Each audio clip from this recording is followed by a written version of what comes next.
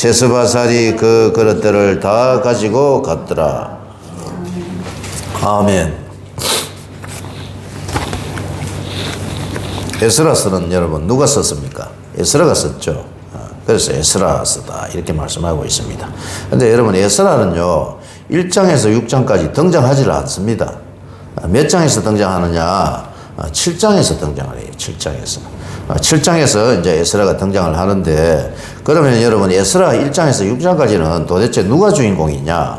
누가 주인공이냐 하면은요 바벨론 포로에서 다시 돌아가는 사람들이에요. 어디로요? 예루살렘에 돌아가는 사람들이 주인공이란 말입니다.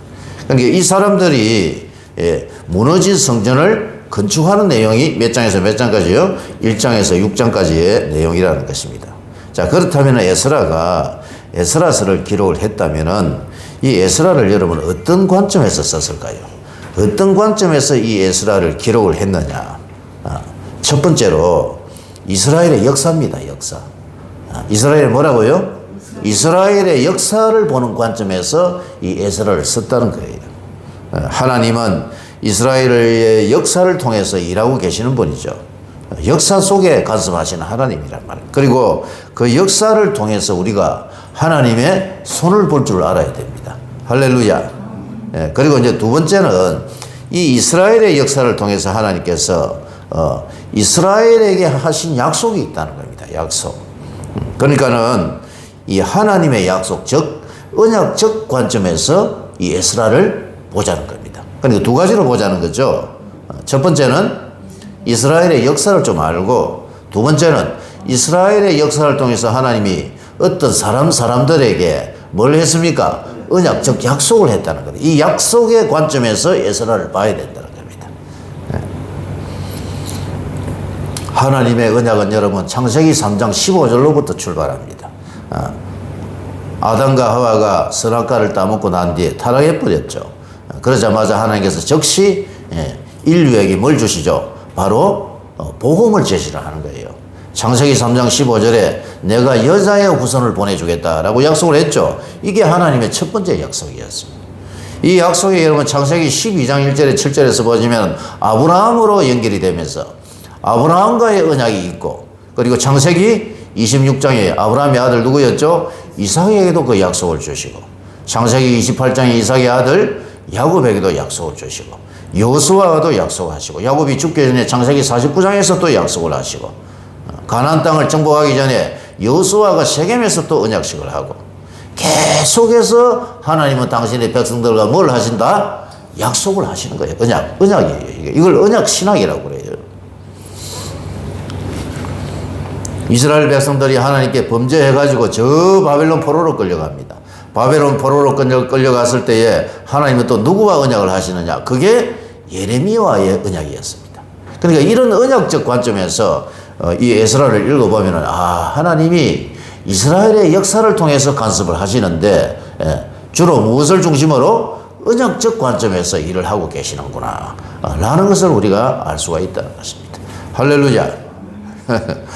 자, 그래서 이제 우리가 이스라엘의 역사를 한번 쭉 이렇게 훑어보면은요, 이스라엘의 왕이 등장을 했던 시기가 있죠. 왕. 이걸 무슨 시대라고 하죠? 왕정시대가 이제 시작이 되는 거예요. 사사시대가 지나고, 그죠? 그리고 왕정시대가 누구로부터 시작이 되죠? 사무엘이 왕정시대를 열잖아요. 우리 히브리 사람들 많이 했잖아요.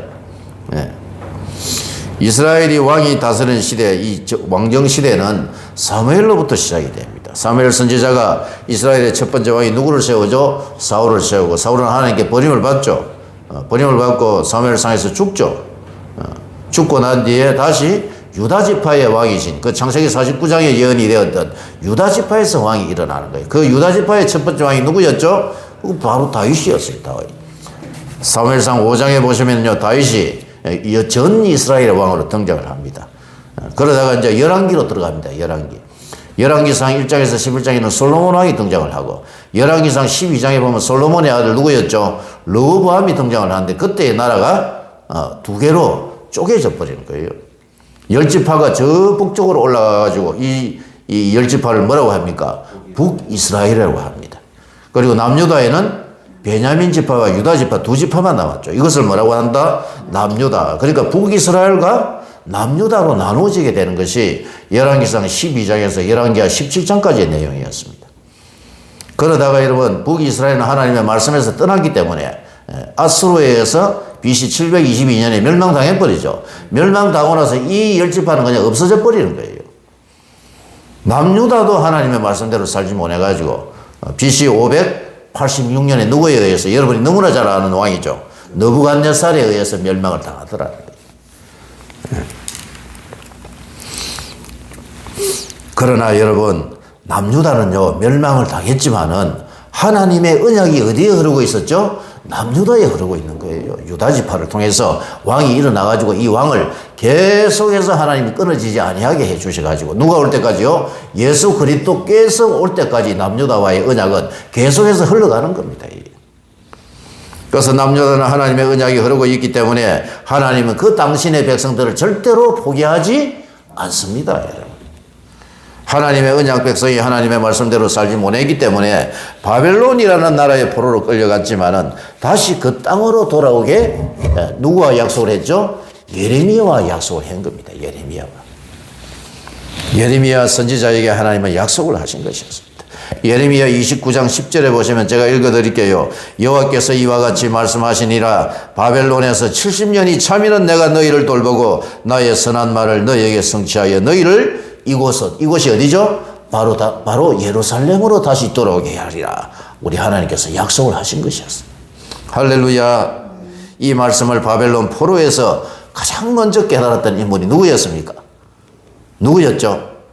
여러분들이 너무나 잘 아는 오후 예배에 나오는 그 주인공 다니엘 아닙니까? 다니엘. 이 약속의 말씀을 제일 먼저 깨달았던 인물이요, 다니엘이었습니다. 다니엘. 그래서 다니엘이 여러분 하나님의 약속에 말씀을 붙들고 기도하는 거예요. 그게 바로 이런 사자굴에 들어갈 때 그때의 기도였습니다. 다니엘서 몇 장이었죠? 사자굴에 들어가는 게 6장이었죠. 6장과 다니엘서 9장은 같은 장이라 했죠. 다니엘이요, 자기가 사자굴에 들어갈 줄을 알면서도 왜 예루살렘 성전을 향해서 기도를 했습니까? 그것은 바로 하나님의 언약이었습니다. 하나님 언약을 깨달았기 때문에. 예레미야의 말씀을 그가 읽고 깨달았기 때문에. 야, 하나님이 바벨론 포로에서 우리가 잡혀와가지고 여기에 있는데 70년이 지나면은 다시 예루살렘으로 돌아가게 해 주시겠다고 예레미야 25장과 예레미야 29장 10절의 말씀을 읽고 깨달았던 것이에요. 그래서 하루에 3번씩 어디를 향해서? 예루살렘 성전을 향해서 자기가 사자굴에 들어가는 것을 알면서도 하루에 3번씩 그가 목숨을 걸고 기도할 수 있었던 것이었습니다. 할렐루야. 그리고 이제 이스라엘이 바벨론 포로가 되어서 이곳에 온 지 70년이 다 되어가고, 바벨론의 포로로 처음 끌려온 해가 몇 년이었죠, 여러분? 우리가 이제 다니엘을 했기 때문에 이 예서는 이제 잘 아는 거예요. 1차 포로로 끌려왔을 때가, 다니엘이 끌려왔을 때가 BC 605년이었습니다. 맞습니까?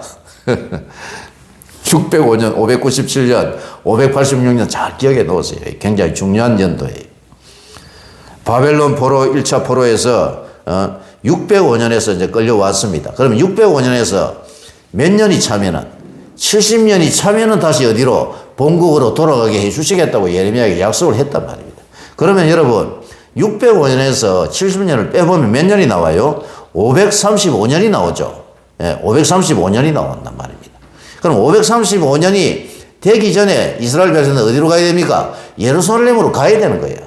누군가가 가게 해주는데 그 가게 해주는 인물이 누구죠? 오늘 본문에 나오는 고레스 왕이란 말입니다. 고레스. 그러면 그 당시에 어떤 일이 있었느냐? 여러분, 제가 다니엘서 설교를 해서 여러분들이 잘 알고 있습니다. 이스라엘이 바벨론 포로를 끌려왔을 때가 1차 포로, 즉 BC 605년이었고 2차 포로가 597년이었고 예루살렘이 586년에 멸망을 해버렸습니다. 바벨론이 어느 나라에 의해서 멸망당하죠? 베시언. 바벨론이 누구에 의해서 멸망당하지? 메데 페르시아에 의해서 멸망당하잖아요. 그 멸망당하는 연도가 몇 년이었습니까? 539년이었습니다. 9년에 멸망을 당했단 말입니다.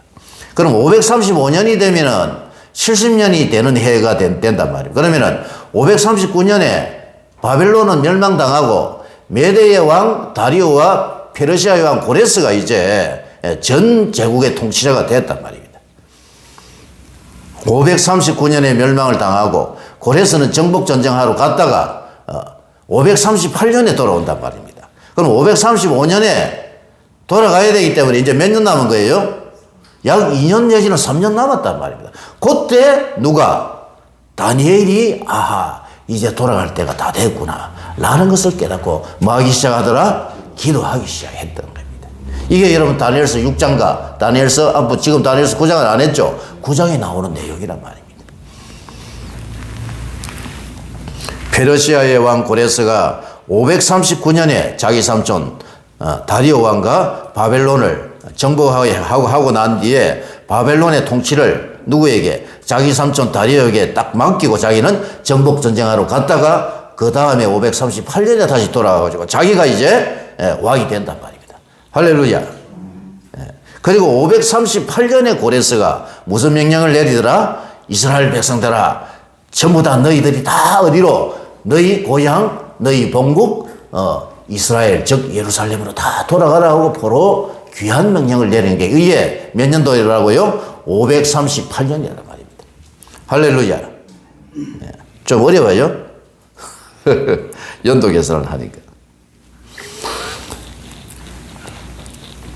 이스라엘 백성들이 바벨론 포로에서 잡혀온 지 벌써 67년, 8년 정도가 흐른 거예요.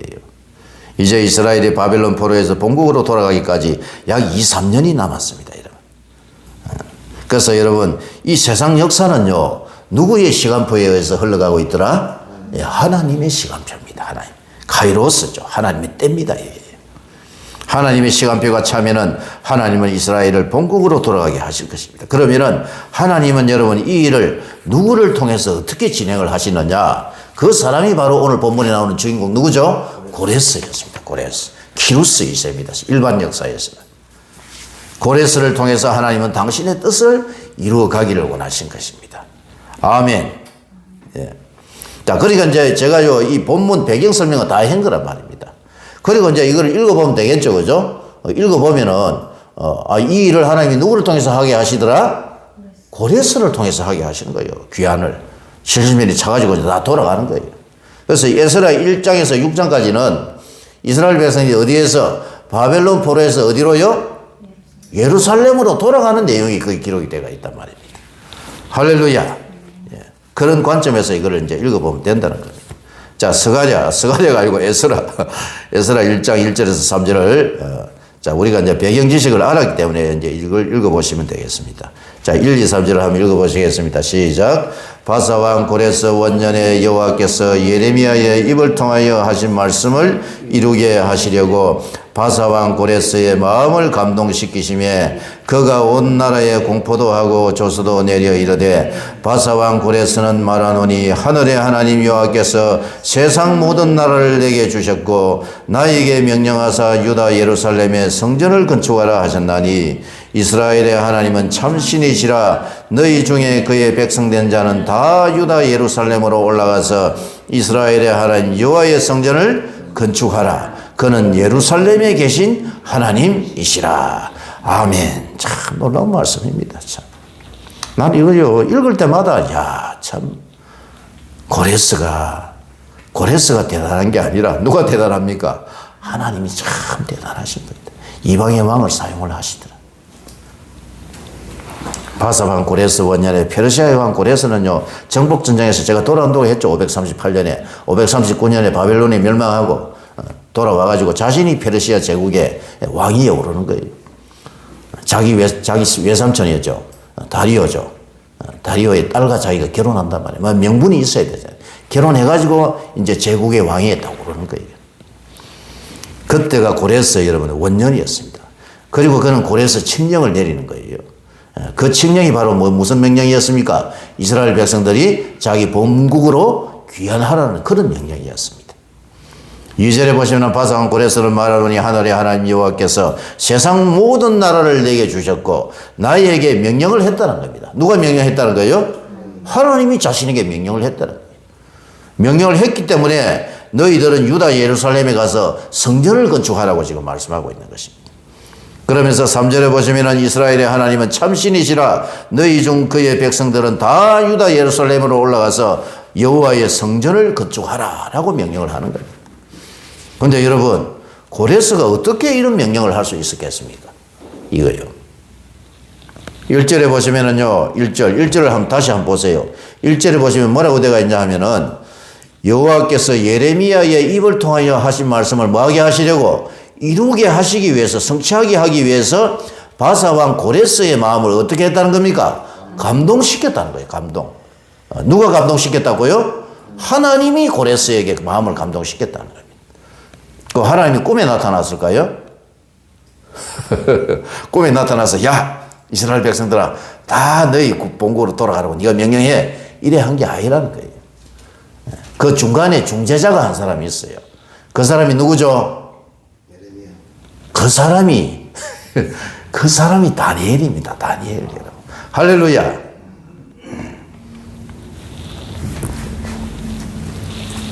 고레스가 여러분 어떻게 이런 명령을 할 수 있었느냐? 하나님이 예레미야의 입을 통하여 하신 말씀, 예레미야 29장 10절의 이 예언의 말씀을 이루게 하시려고 그의 마음을 감동을 시켰다라고 말씀합니다. 어떻게 고레스의 마음을 감동을 시켰느냐? 그게 여러분 바로 다니엘이었습니다. 우리가 여러분 다니엘서를 지금까지 8장까지 하고 있기 때문에 잘 알고 있습니다. 이제 말씀을 들으면 다 이해가 됩니다. 다니엘서 5장에 보면 바벨론의 마지막 벨사살이 귀족 1000명을 불러가지고 잔치를 열어가지고 술판을 벌였죠. 예루살렘에서 가져온 성전 기명을 가지고 술판을 벌였잖아요. 그때 손가락 하나가 나타나가지고 벽에 글자를 써죠. 그 글자의 내용이 뭐였죠? 메네 메네 데겔 우바르신이었잖아요. 그런데 이 글자를 아무도 해석할 자가 없었기로 누가 등장합니까? 거룩한 신들의 영이 있는 다니엘을 부르면 그 다니엘이 이 글자를 해석할 수 있을 것입니다 하고 황후가 이야기해 주죠. 그 와가지고 해석을 해 주는 거란 말입니다. 계산하고 무게를 달아보니까는 부족한 것이 보였기 때문에 하나님이 당신의 나라를 어느 나라에 다른 나라에게 나누어 주실 것입니다 하고 해석을 해버린 거란 말입니다. 그래서 결국 벨사살은 죽임을 당하고 그 나라는 어디로? 메데 페르시아로 넘어가 버리는 겁니다. 이게. 바벨론 사람들 제사장들이 문을 확장 열어버립니다. 그 바벨론 도성을. 왜냐하면은 벨사살의 원래 아버지 나부니두스는 섭정왕으로 자기 아들을 그 통치하게 했단 말이에요. 자기는 다른 데 가가지고 다른 신을 섬기고 있었던 거예요. 그러니까는 이 바벨론의 주신은 말뚝이란 말입니다. 말뚝을 섬기는 신들이 노했다 이러면서 저 버려버리고 우리가 그냥 저 페르시아의 왕 고레스를 우리가 맞이하자 성문을 활짝 열어버리는 거예요. 근데 사실은요 이걸 누가 하게 하셨다? 하나님이 하게 하셨다라고 이사야서에 보면 나와 있단 말입니다. 할렐루야. 예. 결국 벨사살은 죽임을 당하고 그 나라는 메데 페르시아에게 넘어갔던 것이었습니다. 당시 메데의 왕 다리오와 페르시아의 왕 고레스였죠. 처음에는 다리오가 여러분 바벨론을 접수해가지고 다스렸지만은 고레스가 정복 전쟁을 하고 돌아와가지고 왕이 되고 메데 페르시아를 다스리는 실질적인 통치자가 누가 된다는 거예요? 고레스가 이제 되는 거예요. 그게 이제 538년이라는 겁니다. 근데 여러분 고레스가 돌아오기 전에 이미 다리오 왕, 여러분 기억납니까? 다리오? 사자굴 사건 기억나죠? 이 다리오에 의해 다니엘은 메데 페르시아의 총리가 이미 되어 있은 거란 말입니다. 바벨론이 총리로 있다가 바벨론이 멸망했는데 다리오가 누구를 총리로 세우더라? 다니엘을 또 총리로 세운단 말입니다. 총리로 세워가지고 나라 잘 다스리고 있는데 모함해가지고 신들에게 뭐 저라고 하면 기도하거나 하면 사자굴에 집어넣을 수 없이 돼가지고 그 모함 받고 사자굴에 들어가잖아요. 들어갔다가 살아서 나오는 거란 말입니다. 그때에 왕이 누구였다고요? 그게 다리오였습니다. 고레스의 삼촌이란 말입니다. 그래서 이제 고레스가 538년에 딱 돌아와 보니까는 그 나라에 총리가 하나 있는데 나이 많이 드는 사람이 하나 있는데 그 사람이 누구더라? 다니엘이었 거예요. 이거는 성경에 안 나오는 겁니다. 예. 유능한 총리한 사람이 다리오 왕 밑에 있을 거라. 들리는 소문에 의하면은요, 다니엘의 소문에 이미 확 퍼져가 있었습니다. 들리는 소문에 의하면 다니엘은 꿈과 환상을 해석하는 능력은 물론이거니와 그 안에는 거룩한 신들의 영이 있다는 사실을 누구든지 다 알 수가 있었다는 거예요. 거기다가 여러분 다니엘은 어디에 또 들어갑니까? 사자굴에 들어가가지고 살아 나온 그런 사람이라는 소문을 웬만한 사람은 다 알고 있은 거예요. 다니엘이라는 사람에 대해서. 사자굴에 들어갈 줄 알면서도 예루살렘 성전을 향해서 하루에 3번씩 기도하던 그 목숨을 걸고 기도했던 그 다니엘의 소문은요, 이미 메데 페르시아 전 지역에 다 퍼져 있었다고 봐야 돼요. 그러니까 당시에 모든 사람들은 다니엘의 소문을 잘 알더라 못 알더라 배시하나 다 아는 거야, 다 아는 거야. 그러니까 딱 고레스가 들어와 보니까는 다니엘이 총리로 있는 거예요. 다니엘이 이루었던 놀라운 기적들은요, 당시 바벨론 시대와 메대의 다리오 왕 시대에 하나의 전설 같은 존재로 지금 되어 있는 그런 말입니다. 배시연이가요, 한 번씩 가다가 아빠 보고 이래요. 아빠, 재밌는 이야기 좀 해주세요. 이러거든. 아빠, 뭐 재밌는 이야기 없어. 아빠 막 피곤해 죽겠어. 해줘. 이러면 한단 말이야. 그러면은, 그래. 그러면 다니엘 얘기 해줄까? 그 당시에도 아마 그래 했을 거란 말이에요. 메데 페르시아 시대에. 아빠 재밌는 이야기 해주세요 하면, 그래, 내 재밌는 이야기 해줄까? 다니엘 이야기 해줄까? 야, 다니엘이 어떤 사람인 줄 알아? 다니엘이 원래 저 유다에서 이스라엘은 이상한 나라에서 포로를 끌려왔는데 약 한 20살 정도 됐을 때에 그때 왕 느부갓네살 왕이 꿈을 꿨는데 꿈을 아무도 풀지를 못해서 제사장도 그렇고 뭐 술사, 막수, 무당 아무도 풀지 못해가지고 다 죽이라고 했는데 그때 나이가 한 20살 먹은 종으로 팔려온 사람이 하나 있었는데 그 아이의 이름이 다니엘이라는 사람이 있었어. 그 다니엘이 기도해가지고 느부갓네살이 꾸었던 꿈을 알아맞추기 시작한 거야. 큰 신상을 봤는데 머리는 뭐로 돼가 있고 금으로 되어 있고 가슴과 두 팔은 은으로 돼가 있고 배와 넓적다리는 노스로 돼가 있고 그리고 다리는 종아리는 철로 되어 있었고 그거를 알아맞혀버린 거야. 그러면서 해석까지 해줬는데 그 해석이 어떻게 된 줄 알아? 금머리는 바벨론 왕 당신 느부갓네살을 이야기하는 겁니다. 느부갓네살이 깜짝 놀래가지고 그래가지고 그 다니엘이라는 소년이 바벨론 제국에 뭐가 되더라? 총리가 되었어. 아유, 진짜요, 아빠. 그리고 벨사살이라는 못된 왕이 하나 있었는데 그 왕이 예루살렘에 가져온 그들이 섬기는 잔을 가지고 막 술판을 벌였는데 갑자기 글씨가 하나 나타나가지고 벽에 글씨를 쓴 거야. 그 글씨의 이름이 뭔지 알아? 메네 대길 우바르시라고 했어. 근데 그 글씨를 아무도 해석을 하지 못했는데 누가 해주더라? 그 다니엘이 그때 나이가 그 80이 넘은 노인이 그때 그 글씨를 해석을 했어. 야, 다니엘이야말로 참 신통한 사람이야. 그 이야기를 아이들에게 이제 이야기를 해준단 말이에요. 그러니까 이 다니엘이요, 그 당시에는 거의 전설과 같은 인물이라는 거예요. 그리고 그는요, 참 이상한 사람이야. 자기가요, 사자굴에 들어갈 줄 알면서도 문을 활짝 열어놓고 저 예루살렘 성전이라는 곳을 향해서 하루에 3번씩 기도를 했지 않느냐. 그래서 결국 잡혀가지고 어디에 들어가더라? 사자굴에 집어넣었는데 그 다음날 다리오 왕이 가보니까는 다니엘이 살아있더라 안 살아있더라? 다니엘이 거기 살아있는 거야, 사자굴 속에. 야, 참 놀라운 인물이었어. 그런 인물이 있었어. 에이, 아빠 거짓말 하지 마세요. 아니, 진짜야. 그리고 다니엘에게 친구가 또 3사람이 있었거든. 그 친구의 이름이 사들카, 메사카, 아벳느고가 있는데 얘들도 좀 이상한 애들이었어.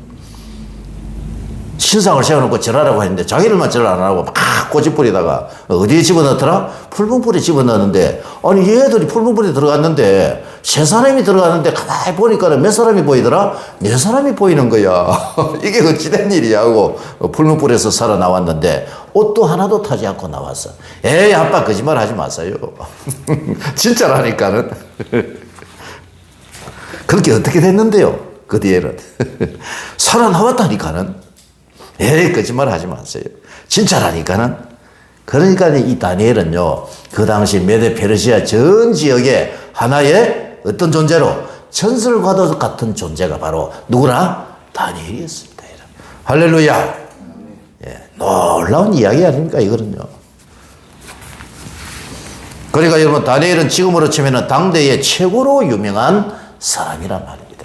우리가 지금 여러분 유튜브 영상을 찍고 있지 않습니까? 유튜브 하나 영상 올려버리면 이게 1억 뷰가 뜨는 사람이란 말이에요. 그 당시에는. 할렐루야. 아멘 합시다. 아멘.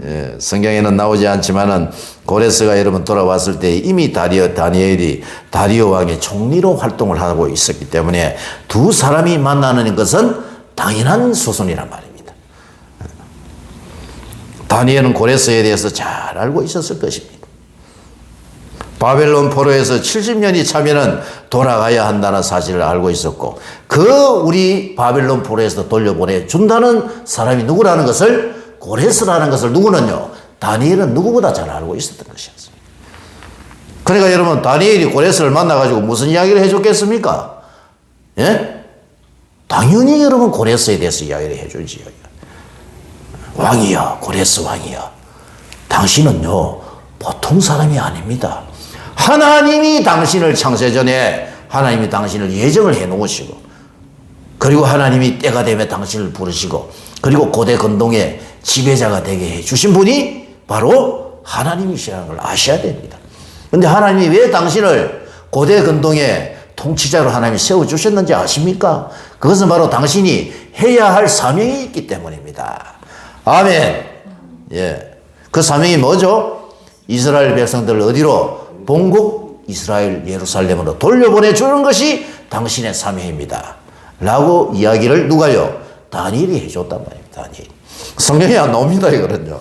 추측이지만 맞습니다. 이게요. 다니엘이 아니면 이 이야기를 해줄 사람이 아무도 없어요. 마음을 감동시켰다 이래 데가 있죠. 하나님이 누구의 마음을, 고레스의 마음을 감동을 시켰는데 누구를 통해서 이야기를 해줬다? 다니엘이 이야기해 준 거랍니다. 다니엘이.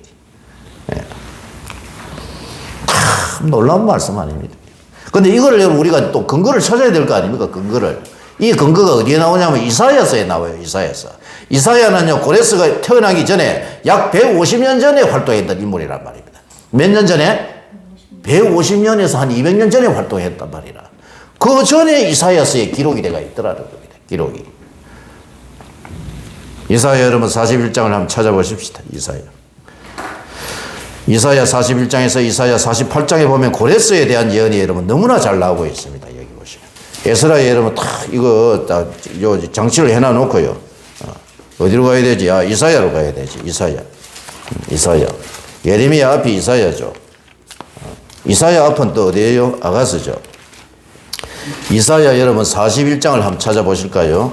이사야 41장. 이사야 41장에서 48장까지는 누구의 내용이라고요? 고레스에 대한 예언이 여기 나온단 말입니다. 자, 이사야 41장이 고레스라는 사람이라는 것을 알고 읽어보면 이게 금방 답이 나와요. 구약 성경 1016페이지입니다. 1016. 자, 41장, 이사야 41장, 자, 2절, 3절, 4절을 한번 읽어보십니다. 2, 3, 4절 시작. 누가 동방에서 사람을 일깨워서 공의로 그를 불러 자기 발 앞에 이르게 하였느냐. 열국을 그의 앞에 넘겨주며 그가 왕들을 다스리게 하되 그들이 그의 칼에 티끌 같게 그의 활에 불리는 촉에 같게 하며 그가 그들을 쫓아가서 그의 발로 가보지 못한 길을 안전하게 지났나니 이 일을 누가 행하였느냐. 누가 이루었느냐. 누가 처음부터 만대를 불러내었느냐. 나 여호와라. 처음에도 나요 나중 있을 자에게도 내가 곧 그니라. 이렇게 되어 있죠. 누가 동방에서 사람을 일깨워서 그를 불러냈습니까? 누가요? 하나님이 그를 불러냈다. 그러면 여기 나오는 그가 누구예요? 이 사람이 바로 고레스라는 겁니다. 고레스. 하나님이 고레스를 불렀다는 겁니다. 그리고 그를 왕들을 다스리게 했단 말입니다. 열국을 그의 앞에 넘겨줬다는 거야. 누가 했다는 겁니까? 하나님이 하셨다는 것입니다. 할렐루야. 그리고 4절에 보시면 이 일을 누가 행하였느냐, 누가 이루었느냐, 누가 처음부터 만대를 불러내었느냐, 나 여호와라. 이렇게 말씀하고 있습니다. 하나님이 동방에 왕을 한 사람 불러내는데 그 사람의 이름이 바로 뭐다? 고레스라는 겁니다. 이사야 44장을 여러분 넘겨보세요. 이사야 44장이 결정적인 말씀입니다. 이사야 44장 28절에 보면 고레스의 이름이 등장하죠. 자, 이사야 44장 28절을 읽어보시겠습니다. 고레스에 대하여는 이르기를 내 목자라 그가 나의 모든 기쁨을 성취하리라 하며 예루살렘에 대하여는 이르기를 중건되리라 하며 성전에 대하여는 내 기초가 놓여지리라 하는 자니라. 여호와께서 그의 기름 부음을 받은 고레스에게 이같이 말씀하시되 내가 그의 오른손을 붙들고 그 앞에 열국을 항복하게 하며 내가 왕들의 허리를 풀어 그 앞에 문들을 열고 성문들이 닫히지 못하게 하리라. 아멘. 이사야 여러분 선지자가요 미리 써놨습니다. 누구에 대해서요? 고레스에 대해서요. 고레스에 대하여 이르기를, 고레스는 누구라는 거예요? 내 목자라. 하나님의 목자라. 하나님의 목자인데 그가 나의 모든 기쁨을 성취하게 될 것이야. 이스라엘 백성들이 내게 범죄해가지고 저 바벨론 포로로 끌려갔지만은 내가 70년이 차면은 예레미야에도 내가 예언하게 했지. 70년이 차면은 그가 누가요? 고레스가 이스라엘 백성들을 포로에서 다시 돌려보내주는 그런 사역을 해야 할 것이다. 그래서 하나님의 모든 기쁨을 성취하는 자, 예루살렘에 대하여는 이르기를 성전을 중건하라 하는 이런 명령을 내릴 자가 일어난다는 겁니다. 그래서 여러분 이사야 45장 1절에 보시면은 그의 기름 부음을 받은 고레스에게 이같이 말하시 이르되가 있죠. 그러니까 고레스는요 하나님의 목자요 하나님의 기름 부음 받은 하나님의 종이라는 겁니다. 할렐루야. 미국에 여러분 트럼프 대통령이 일어나가지고 막 그 뭐 딥스테이트 이런 애들하고 막 싸우니까는 트럼프를 뭐 미국파 뭐 현대판 고레스라 하는 사람들이 있었죠. 근데 여러분 이 고레스에게 그런 미치지 못합니다. 고레스라는 이 사람은요 이방의 왕이었는데 하나님이 이 사람을 창세전에 뭐 한 겁니까? 딱 예정을 해가지고 때가 되면 딱 불러내버리는 거예요. 이스라엘 백성들이 어디로 바벨론의 포로로 잡혀가지고 70년 동안 막 거기서 살다가 거기에서 하나님이 이스라엘 백성들을 구원해 내기 위해서 누구를 부르는 거죠? 고레스를 부르는 겁니다, 여러분. 놀랍지 않습니까? 그럼 이 고레스에 대한 이사야 44장 20몇 절이었습니까? 8절과 이사야 45장 1절이라는 이 하나님의 말씀을 누가 누구에게 보여준 거다? 다니엘이 아니면 할 사람이 없다니까. 다니엘이 이사야 44장을 이야기해 줬단 말이에요. 예레미야 몇 장하고 29장 10절을 이야기하겠어요. 당신이요, 고레스 왕이요. 당신이 정복전쟁하러 갔죠. 근데 뭐, 일이 좀 잘 안 풀립니까? 그래, 일이 잘 풀리던데. 바벨론 점령할 때도 그냥 우리가 성문을 활짝 열고 당신을 기다리지 않았습니까? 그게 다 누가 해준 것이냐 압니까? 누가요? 하나님이 해주신 것이라는 거예요, 하나님.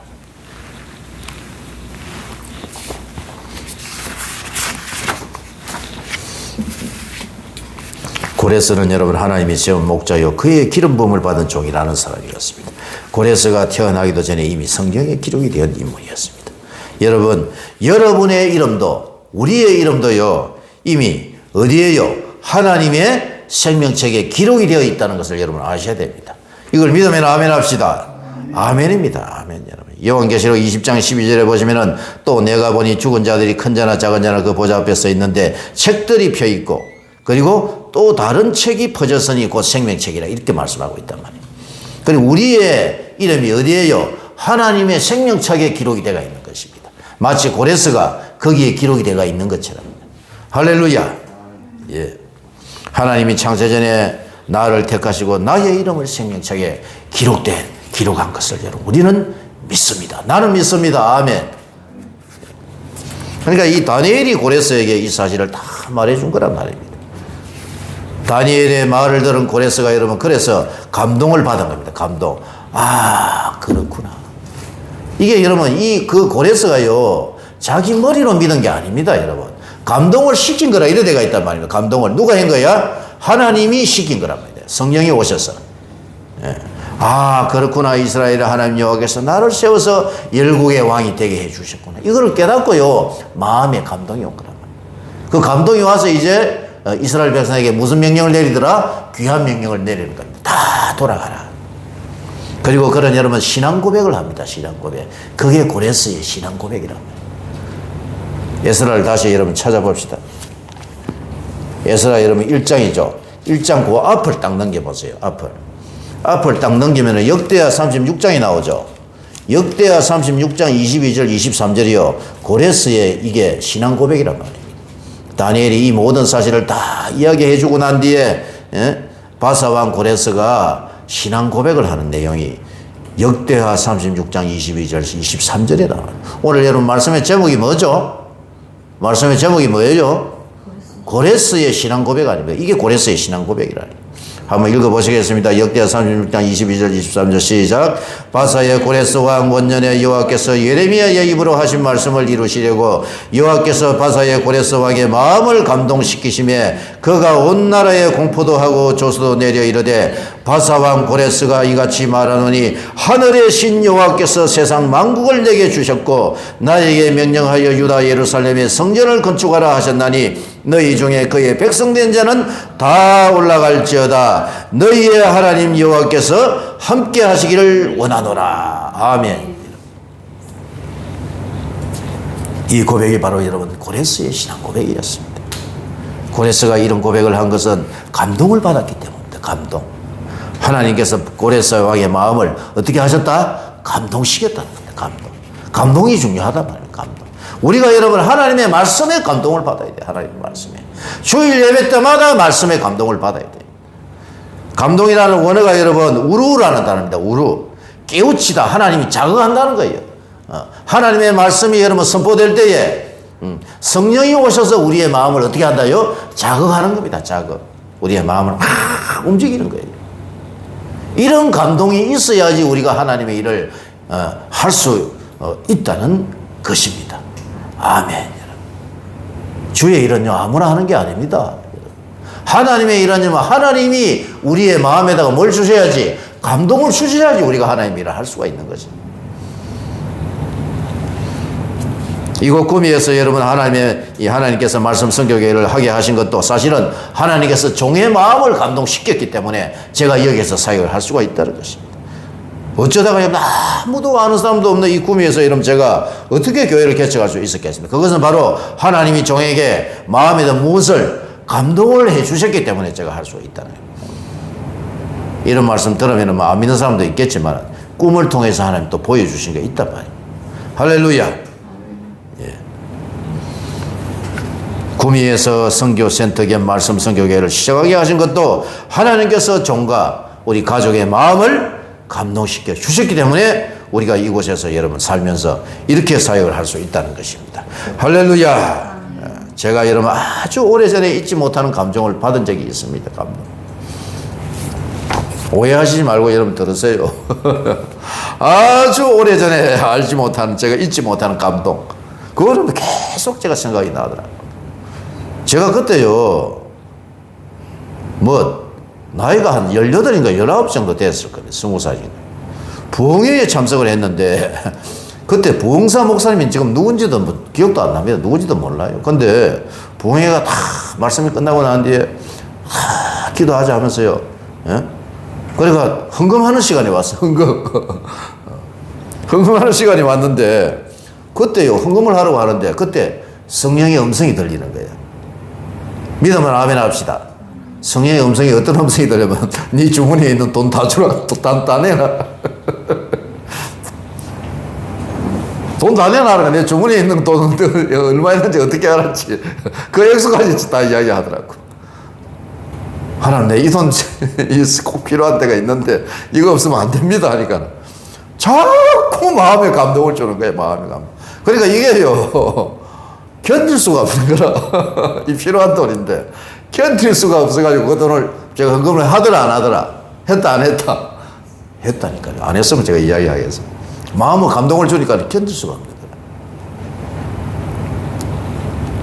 네 지갑, 주머니 지갑에 있는 돈 다 헌금해라. 하나님 이거 안 되는데.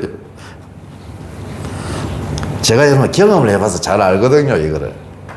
우리 교회도요, 하나님이 두 분 권사님에게 마음에 뭘 주셨다? 감동을 주신 거라. 감동. 제가 안다니까 그분들의 마음을. 왜?